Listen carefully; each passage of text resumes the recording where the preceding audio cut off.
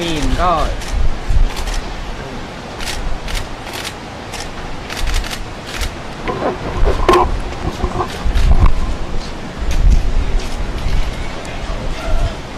好，係咪 OK？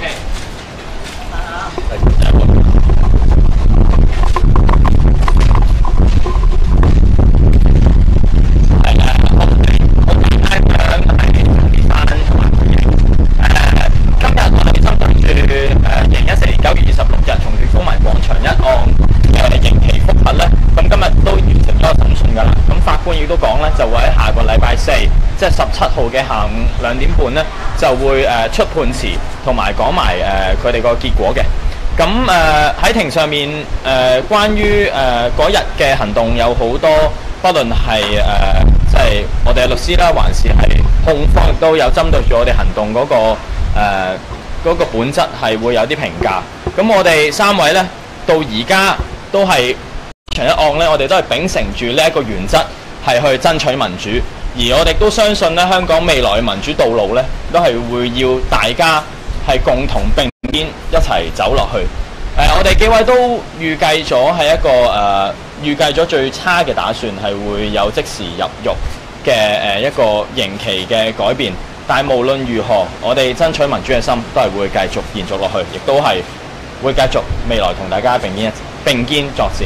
其實你哋聽咗1日嘅陳詞啦、兩邊啦，其實暫有冇改變咗你哋對於嗰個判決嘅信心咧？另外其實你哋都話要作出個最壞嘅打算啦，其實會唔會即係影響到你哋幾位嘅未來嗰個計劃？咁當然我哋而家唔知道法庭最終係會如何判決啦。